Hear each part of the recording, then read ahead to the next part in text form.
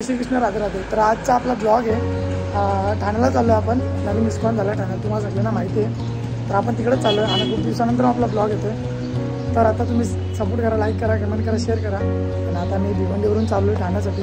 तर कालेर कसे रोड मार्ग जाईन मी आणि कसं काय, कसा इस्कॉन आहे, कुठं आहे, कसा बांधला, काय आहे, सगळी प्रॉपर इन्फॉर्मेशन देईन तुम्हाला.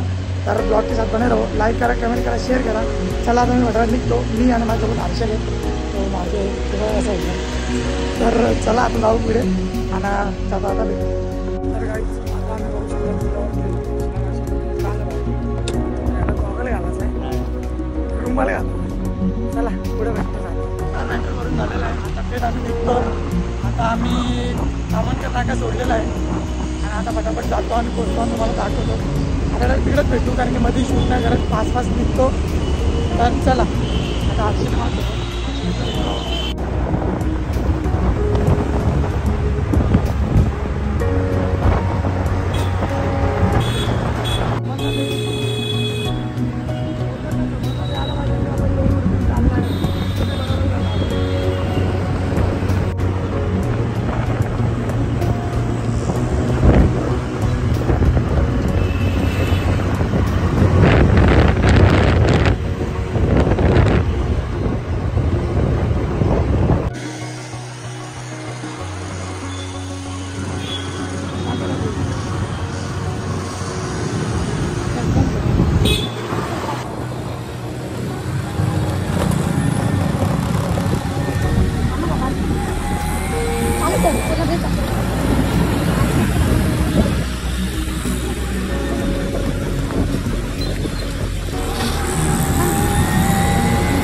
तर काही बालकुम नाक्यापासून आम्ही लेफ्ट मारतो आणि थेट निघतो बालकुम पाड्यामध्ये. तर समोरच तशी सगळीकडे बोर्ड लिहिलं Y2 इस्कॉन टेम्पल. तर फटाफट मी त्या बोर्डच्या मागे जातो.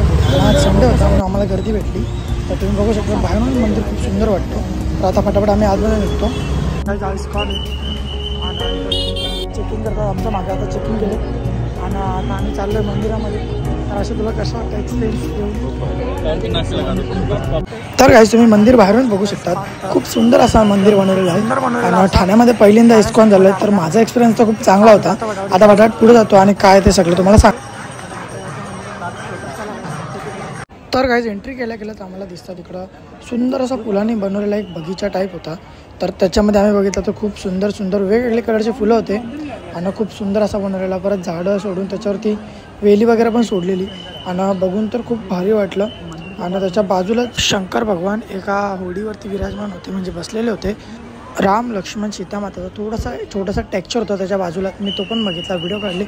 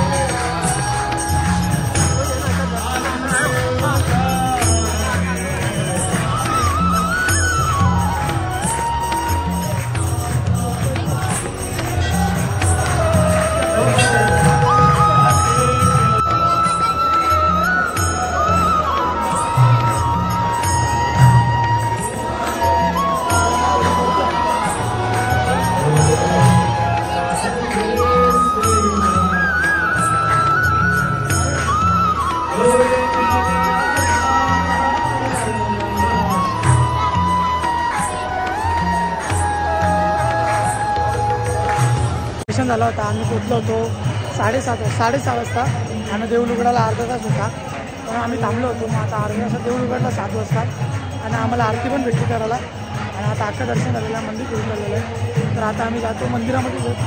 तसं माझ्या मागचं लोकेशन मंदिर. तर काही मंदिर एवढा भारी आहे ना, तर तुम्ही पण या, व्हिजिट द्या. मंदिर खूप भारी आहे. लाईक करा, कमेंट करा, शेअर करा. चला आता मी चालू.